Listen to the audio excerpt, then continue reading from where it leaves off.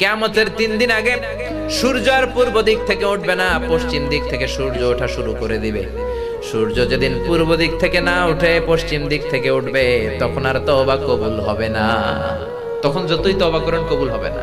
সূর্য যেদিন পশ্চিম দিক থেকে উঠবে, কোরআন খুলে দেখবেন কোরআনগুলো blank pages, completely white pages, সাদা পেজ হয়ে গেছে। কোরআনে কোনো আয়াত নাই।